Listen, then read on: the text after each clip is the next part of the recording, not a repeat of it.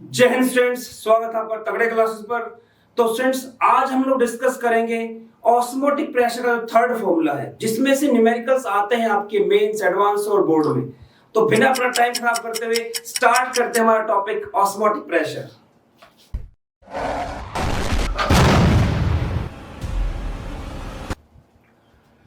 तो स्टूडेंट देखिए, अब हम बात करेंगे हमारे थर्ड फॉर्मूला की।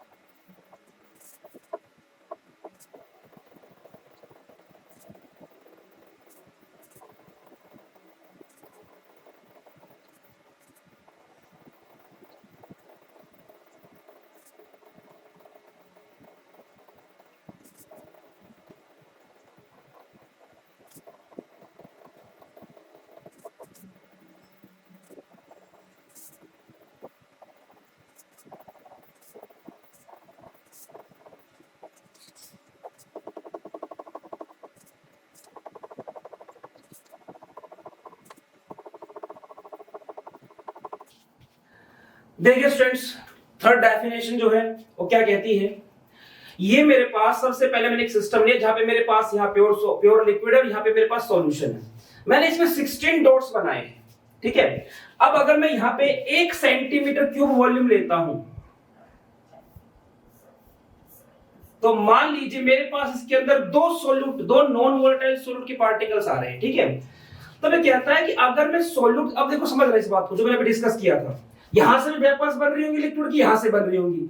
यहां पे क्या होगा, यहां पे क्योंकि रोक टोक करने के लिए कोई नहीं है, तो यहां से वेपर्स क्या होंगी, ज्यादा होंगी, तो इनका प्रेशर ज्यादा होगा इस तरफ से। ये हर डायरेक्शन प्रेशर लगाई, लेकिन मैं इस तरफ से दिखा रहा हूं क्योंकि मुझे सेमी परमेबल मेम्ब्रेन को लेके आना है बीच में, ताकि मेरी थ्योरी इस पर बेस्ड है। क्योंकि तो इधर प्रेशर दिखाऊंगा वो मेरे लिए कोई मायने नहीं रखता, उसमें खिचड़ी बन जाएगी। अब यहाँ पे क्या होगा, यहाँ पे काफी सारी वेपर्स जो नॉन वोलेटाइल सोल्यूट की तरह रोक देगी, कुछ एक यहाँ पे पहुंचेगी। तो होगा क्या, राइट साइड से पड़ने वाला प्रेशर, सोलवेंट वाला प्रेशर ज्यादा, जिस कारण की क्या होगा, सेमी परमेबल मेम्ब्रेन के थ्रू ये यहां से सोलवेंट के पार्टिकल सॉल्यूशन ज्यादा स्टार्ट हो जाएंगे, ठीक है। तो इसका ऑस्मोटिक प्रेशर ऐसे मान के चल रहे हैं हम कि इधर क्या है, जैसे सपोज करो इधर मेरे पास 50 mmHg इतना प्रेशर पड़ रहा था, तो यहां पड़ रहा था मान लो 40 mmHg। तो कितना और लगा दूं कि अब इस राइट हैंड साइड से, प्योर लिक्विड वाली साइड से सॉल्यूशन में एंट्री रुक जाए, सिर्फ 10 mmHg लगेगा, 10 mmHg। ये मेरा क्या, ऑस्मोटिक प्रेशर। अब यहां देखो डॉट्स काफी ज्यादा है, यहां 30 डॉट्स मैंने बनाए हैं जो नॉन वोलेटाइल सॉल्यूट को रिप्रेजेंट कर रहे हैं। अब ये क्या कहता है, अगर मैं यहां 1 सेंटीमीटर क्यूब लेता हूं, तो उसमें क्या लगभग 4 पार्टिकल्स आ रहे हैं। तो मैं कहूंगा कि इसमें नंबर ऑफ मोल्स मैंने क्या कर दिए, बढ़ा दिए हैं। मैंने क्या, नंबर ऑफ मोल्स बढ़ा दिए हैं, ठीक है। वॉल्यूम सेम है, नंबर ऑफ मोल्स बढ़ा दिए। तो अब क्या होगा, अब और भी ज्यादा रुकावट फील करेंगी जो हमारी इसकी जो वेपर्स होंगी, इनके सेमी परमेबल मेम्ब्रेन की तरफ क्या होगी, और भी कम जा पाएंगी। तो यहां से पड़ने वाला प्रेशर और भी कम हो जाएगा, जबकि यहां पे जितना पड़ रहा था पहले से वो उतना है ही। अब मान लो कि यहां पर तो वही रहेगा 50 mmHg, और इस तरफ जो 40 से कितना हो गया, 30 mmHg। तो मुझे क्या लगेगा, लगाना पड़ेगा पहले वाले के मुकाबले ज्यादा ऑस्मोटिक प्रेशर लगाना पड़ेगा, 20 mmHg। आप कोरिलेट कर पा रहे होंगे इस चीज को कि जो ऑस्मोटिक प्रेशर है वो डायरेक्टली प्रोपोर्शनल है किसके, number of moles of non volatile solute के। जितना ज्यादा उसको डालोगे उतनी यहां पे वेपर्स कम पहुंच पाएंगी सेमी परमेबल मेम्ब्रेन की तरफ। तो उतने क्या है, इन दोनों के वेपर प्रेशर, मतलब इन दोनों के जो वेपर्स का प्रेशर पड़ रहा होगा यहाँ सेमी परमेबल मेम्ब्रेन, उतने गैप क्या बढ़ जाएगा। उस गैप के बढ़ने के कारण क्या, मुझे यहाँ से और ज्यादा प्रेशर लगाना पड़ेगा। तो ऑस्मोटिक प्रेशर क्या बढ़ गया पहले के मुकाबले। अब ये कहते हैं पार्टिकल उतने रखो, 16 ही है। मैंने वॉल्यूम बढ़ा दी इस तरफ की, मैंने क्या क्या वॉल्यूम बढ़ा दी। अब क्या होगा, जो 1 सेंटीमीटर क्यूब में 2 आ रहे थे, अब उस 1 सेंटीमीटर क्यूब में क्या आपका 1 पार्टिकल आ रहा है, ठीक है। अब क्या होगा, यहाँ पे रुकावट क्या हो जाएगी, कम हो जाएगी। मतलब यहां से तो उतना ही पड़ रहा है प्रेशर 50 mmHg, लेकिन यहां से क्या होगा, पहले के मुकाबले रुकावट तभी भी होगी, लेकिन जितनी रुकावट पहले पड़ रही थी, क्योंकि पहले पार्टिकल्स क्या थे, हर एक सेंटीमीटर क्यूब में ज्यादा थी, अब उसके मुकाबले क्या है, कम। तो यहां से जो प्रेशर होगी, प्रेशर लग रहा होगा वेपर्स का, वो इसके मुकाबले क्या होगा, थोड़ा ज्यादा होगा। ये लग रहा है, ये पड़ रहा है मान लो यहां से आपका 45 mmHg। तो एक्स्ट्रा कितना लगाऊं कि इस तरफ से सॉल्वेंट पार्टिकल्स की एंट्री जस्ट रुक जाए, 5 mmHg। ठीक है, तो आपने क्या देखा, पहले के मुकाबले यहाँ पे क्या आ गया, कम हो गया। मतलब वॉल्यूम बढ़ाता हूं ना, तो जो एक्स्ट्रा प्रेशर चाहिए मुझे, वो क्या है, कम चाहिए। तो इससे क्या ध्यान रखना, पार्टिकल सेम होने चाहिए ऊपर और नीचे वाले, नंबर ऑफ पार्टिकल्स। ठीक है, वॉल्यूम में कंसंट्रेशन बात नहीं कर रहा हूं यहाँ पे। तो वॉल्यूम के क्या हो गया, ये इनवर्सली प्रोपोर्शनल हो गया। अगर इतने ही पार्टिकल्स हैं, इतनी ही वॉल्यूम है, मैं टेम्परेचर बढ़ा दूं, टेम्परेचर बढ़ाने से क्या होगा, और ज्यादा वेपर बननी स्टार्ट हो जाएंगी। जब और ज्यादा वेपर बनेगी तो सॉल्यूट के पार्टिकल्स का मूवमेंट भी क्या होगा, बढ़ेगा ना, एनर्जी बढ़ रही है सिस्टम की पूरे की। तो यहां से तो वेपर्स और ज्यादा बढ़नी स्टार्ट हो गई, और ज्यादा प्रेशर आया, यहां से प्रेशर बढ़ेगा, लेकिन वो उस प्रोपोर्शन में नहीं बढ़ पाएगा जिस प्रोपोर्शन में आपका प्योर लिक्विड वाली साइड से बढ़ रहा है। तो मान लो यहां का कितना हो गया आपका 60 mmHg, क्योंकि इसका कितना है, इसका हो गया मान लो आपका 44 mmHg। तो नेट रिजल्ट क्या रहा कि आपको ऑस्मोटिक प्रेशर पहले के मुकाबले क्या बढ़ाना पड़ेगा, 16 mmHg। तो अगर टेम्परेचर बढ़ाते हैं ना, तो भी क्या है, आपको ये ऑस्मोटिक प्रेशर की वैल्यू बढ़ती है। देखो इसको जो डेरिवेशन है ना, वो आपके सिलेबस में नहीं है। ठीक है, जो वास्तव मतलब मैं कहूंगा इस बेस पर आपका डेरिवेशन बताया गया है, तो मैंने इसको लिखने के साथ थोड़ा समझाने की कोशिश की है कि वास्तव में इसका डेरिवेशन तो आपके सिलेबस में नहीं है। वो काफी अच्छे लेवल पर आप पढ़ेंगे जाके, या जब आपका सारा सिलेबस में करवा दूंगा, तब जो इस तरह की चीजें कि आपको नॉलेज की तौर पर आप जानना चाह रहे हैं, तब उनकी बातें करें तो अच्छा है, क्योंकि हमारे पास टाइम कम है, तो अभी मैं उन चीजों में नहीं घुसना चाहता हूं।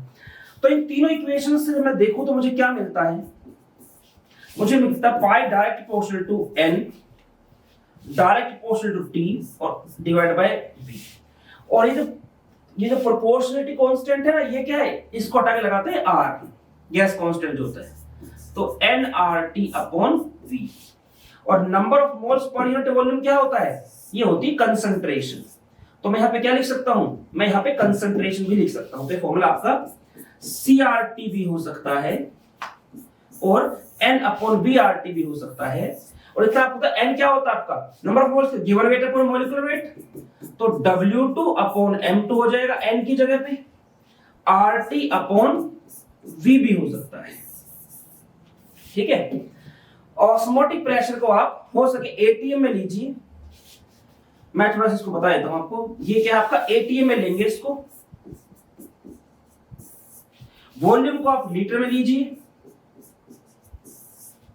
टेम्परेचर को आप केल्विन में लेंगे, N आपके मोल्स हैं।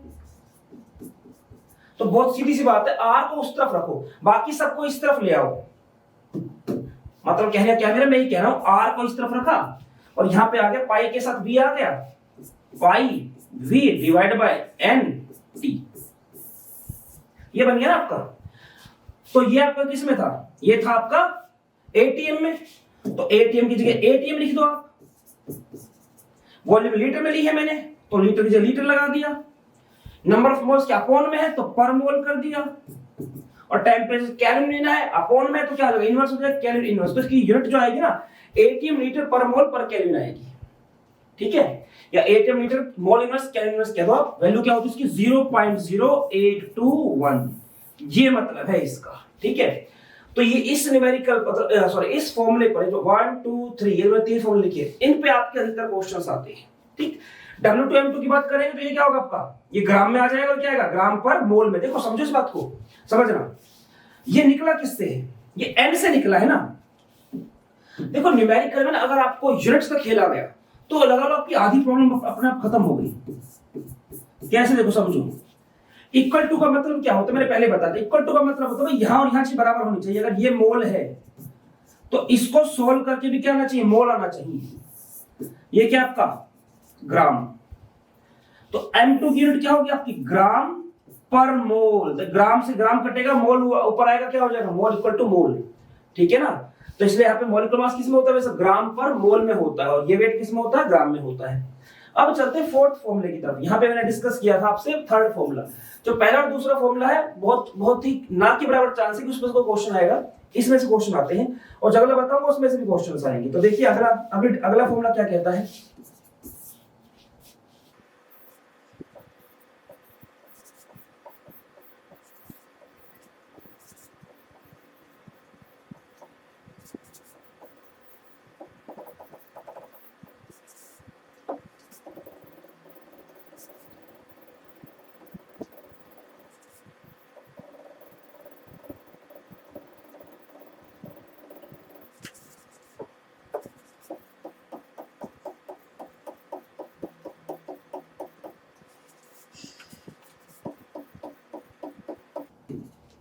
देखिए फोर्थ फॉर्मूला क्या है। अब मैंने दोनों तरफ मैंने सॉल्यूशन लिए। एक तरफ मैंने ज्यादा कंसंट्रेशन वाला सॉल्यूशन लिया है C1, और ये आपका कम कंसंट्रेशन वाला C2। मतलब कंसंट्रेशन C1 क्या है, C2 से ज्यादा है। तो ऐसे केस में फॉर्मूला क्या लगाएंगे कि ऑस्मोटिक प्रेशर क्या होगा, वेपर्स दोनों तरफ से बन रही है ना, धक्का दोनों तरफ से लगाई होंगी। कुछ यहां से लग रहा है, कुछ यहां रुक रही है, यहां से भी कुछ लग रहा होगा, यहां ज्यादा रुक रही होगी। इनके बीच के डिफरेंस को क्या आप यहां से बराबर करते हैं, फिर ये आपका ऑस्मोटिक प्रेशर हो गया। तो इसका फॉर्मूला क्या होता है, पाई इज इक्वल्स टू ज्यादा कंसंट्रेशन माइनस कम कंसंट्रेशन RT। ये फॉर्मूला आप लगाएंगे, इसके बेस पर भी न्यूमेरिकल्स आपके आते हैं। ठीक है, अब चलते हैं इससे आगे की तरफ। तो स्टूडेंट अब हम बात करेंगे कुछ इसकी एप्लीकेशंस की, कि डेली लाइफ में आप इसको कहां कहां देखते हैं।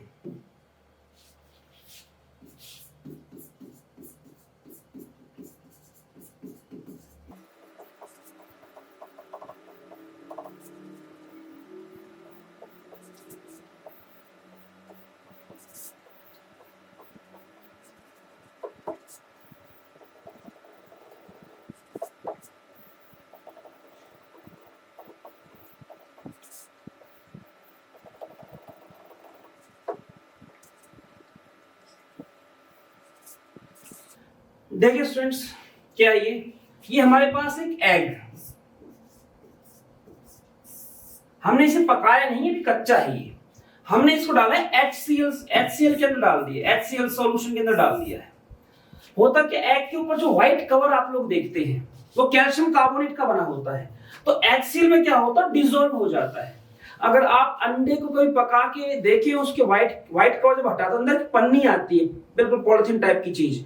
वो पॉलिथीन टाइप की चीज क्या होती है, उसकी सेमी परमेबल मेम्ब्रेन होती है। तो अब क्या होता है, इसका व्हाइट पोर्शन पूरा का पूरा इसमें डिसॉल्व हो जाता है। अब क्या है, उसके अंदर लिक्विड है और वो सारा का सारा क्या है, उस सेमी परमेबल मेम्ब्रेन के अंदर है। अब उसको उठा के मैं यहाँ पे एक NaCl के सॉल्यूशन रख देता हूं। ये NaCl से ना के बराबर NaCl है, डाइल्यूट सॉल्यूशन ऑफ NaCl।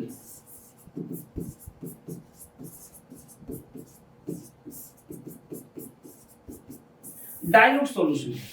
अब मैंने क्या किया, उस एग को इसमें रख दिया। ये उसकी शेप थी पहले। अब होगा क्या, देखो एग के अंदर भी क्या है, वाटर है, प्रोटीन है, फैट है, बाकी बहुत सारी चीजें जो कि नॉन वोलेटाइल है। तो इसके अंदर कुछ नॉन वोलेटाइल चीजें भी हैं, और इसके अंदर काफी सारा वाटर भी है। अब होता क्या है, इस मेम्ब्रेन के अंदर की तरफ सोल्यूट, मतलब जो सॉल्यूशन है वो ज्यादा कंसंट्रेटेड है, और बाहर की तरफ जो नॉन वोलेटाइल सोल्यूट है वो कम है। तो बाहर का सॉल्यूशन क्या है, कम कंसंट्रेटेड है। तो ये क्या आपका लेस कंसंट्रेटेड सॉल्यूशन, और जो इसके अंदर है वो क्या आपका मोर कंसंट्रेटेड सॉल्यूशन। अब क्या होता है, जो सेमी परमेबल मेम्ब्रेन होती है, इसकी दोनों तरफ से वेपर्स का धक्का लगता है। बाहर से जो वेपर्स बनती है कुछ एक लिक्विड के मॉलिक्यूल्स की, वो अंदर जाने के लिए ऐसे धक्का लगा रही होती है, और अंदर वाली बाहर जाने के लिए लगा रही होती है। अब क्योंकि बाहर का सॉल्यूशन कम कंसंट्रेटेड है, इसे नेट रिजल्ट क्या निकलेगा कि नेट जो सॉल्वेंट के मॉलिक्यूल्स होंगे, नेट जो पानी के मॉलिक्यूल्स होंगे, वो इस सेमी परमेबल मेम्ब्रेन के थ्रू अंडे एग के अंदर चले जाएंगे, जिससे एग क्या हो जाएगा, स्वेल कर जाएगा। इससे क्या होगा, एग स्वेल कर गया, ऐसे इसका साइज बढ़ जाएगा, ये स्वेल कर जाएगा।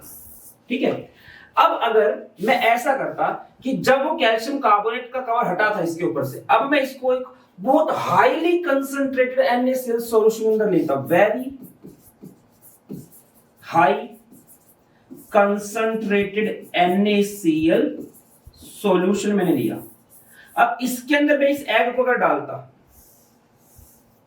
तो अब क्या था, अब बाहर की तरफ कंसंट्रेशन क्या है, ज्यादा है, और उसके मुकाबले इस एग के अंदर की तरफ कंसंट्रेशन क्या होगी सॉल्यूशन की, कम होगी। अंदर की तरफ क्या है, कम है। तो इससे होता क्या है, जो नेट रिजल्ट है, मतलब देखो अब क्या है, जो अंदर की तरफ का सॉल्यूशन है वो क्या है, लेस कंसंट्रेटेड, जो बाहर की तरफ सॉल्यूशन है वो क्या है आपका, वो मोर कंसंट्रेटेड सॉल्यूशन है। तो ऐसे में अब होता क्या है, जो अंदर का पानी है, प्रेशर देखो यहां से भी लग रहा होगा सॉलिड पार्टिकल्स का, लेकिन अंदर से लगने वाला उनकी वेपर्स का प्रेशर क्या होगा, ज्यादा होगा, अंदर का सॉल्यूशन क्या डाइल्यूट है। तो नेट रिजल्ट क्या निकला कि अंदर का पानी बाहर आने में कामयाब हो जाएगा, जिसके कारण जो एग है वो श्रिंक कर जाएगा, उसका साइज घट जाएगा। आइए आपको बात समझ में, यहां पर आप एंडो ऑस्मोसिस और एक्सो ऑस्मोसिस को भी समझ सकते हैं। देखो एक ऐसी मेम्ब्रेन जो परमिट करती है सोलवेंट मॉलिक्यूल्स को अंदर आने के लिए कि अंदर आ जाओ, उसको बोलते हैं एंडो ऑस्मोसिस। देखो जब ना आपकी मेम्ब्रेन होती है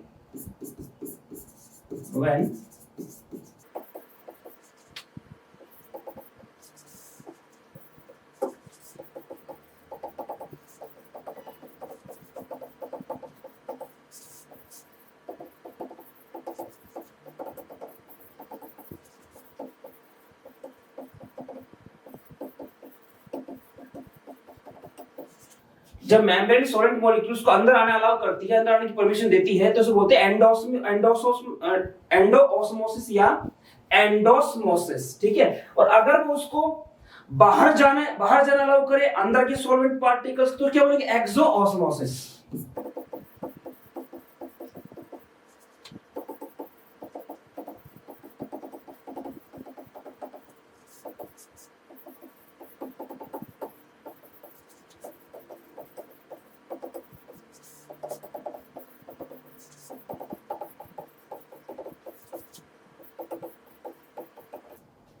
ये है आपका एंडोऑस्मोसिस और एक्सोऑस्मोसिस।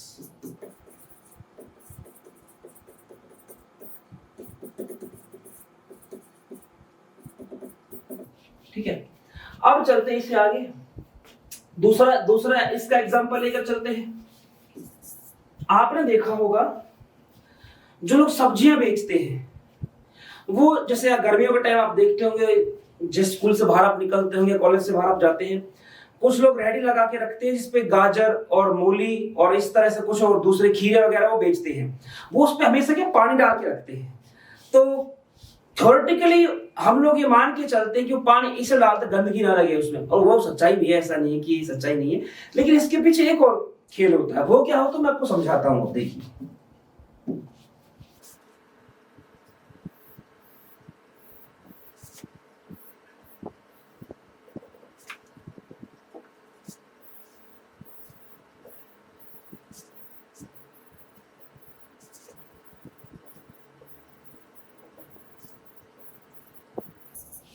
देखिए ये हमने गाजर बनाई है इसमें, ठीक है, व्हाइट से बेटर रहेगा।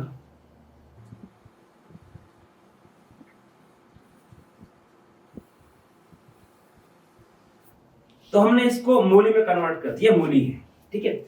अब होता क्या है, जब इनका गाजर है, मूली है, इनका लगभग 86 से 95% तक हिस्सा जो होता है, 86 से 95% तक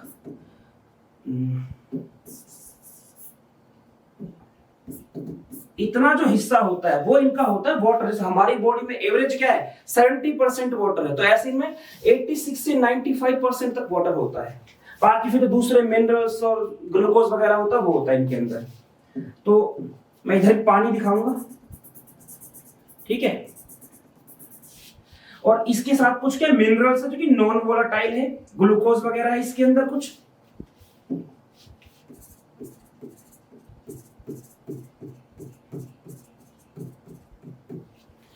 अब क्या है, जिस रेहड़ी पर ये है उस पे पानी डाल रखा है, वो लगभग आधी के पानी से भरी हुई है, देखा होगा आपने, पानी में डाल के रखते हैं उनको। तो इसके आसपास क्या है, वाटर है।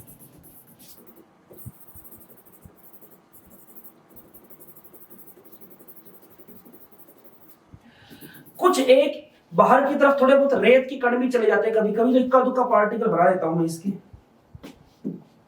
कि खुले में रखा रहता है ये। तो अगर आप देखें तो ये जो मूली है इसके अंदर का जो सॉल्यूशन है वो ज्यादा कंसंट्रेटेड है बाहर के सॉल्यूशन के मुकाबले, है ना। तो मैं कहूंगा कि जो अंदर वाला हिस्सा है, जो अंदर का सॉल्यूशन आपको नजर आ रहा है इसकी, वो क्या है आपका मोर कंसंट्रेटेड सॉल्यूशन। जो बाहर की तरफ पानी है उसमें थोड़े बहुत बस डस्ट पार्टिकल्स होते हैं, वो क्या होगा, कुछ धूल मिट्टी कण होते हैं, तो ये क्या आपका लेस कंसंट्रेटेड सॉल्यूशन।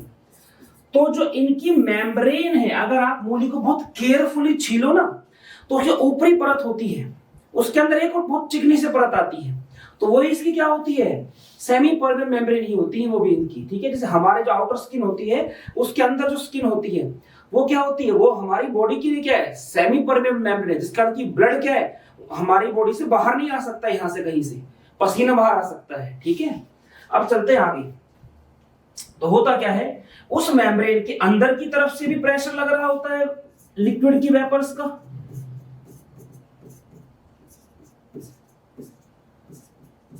और यहां से बाहर से भी प्रेशर लग रहा होता है। अब क्योंकि बाहर क्या है, लेस कंसंट्रेटेड सॉल्यूशन है, तो बाहर से लगने वाली लिक्विड की वेपर्स का प्रेशर क्या होगा, ज्यादा होगा, जिसका जो नेट फ्लो बनेगा वो क्या बनेगा, अंदर की तरफ बनेगा। और ये जो मूली है आकार में क्या हो जाएगी, बड़ी हो जाएगी और भारी हो जाएगी। तो जितना उन्होंने खरीदा होगा उसके मुकाबले इसका आकार और वेट क्या होगा, बढ़ गया, और तोल के वो आपको देंगे तो वो ज्यादा पैसों की बिकेंगी, ठीक है। तो उन्होंने भी क्या है, ऑस्मोसिस की अच्छी तरह से स्टडी की होती है। स्टूडेंट आज का लेक्चर यहीं पे खत्म करते हैं, इसके आगे की चीज हम आगे बाद में डिस्कस करेंगे। देखो एक सीक्वेंस में चीजें चलती है, जैसे मैं समझाऊं आपको।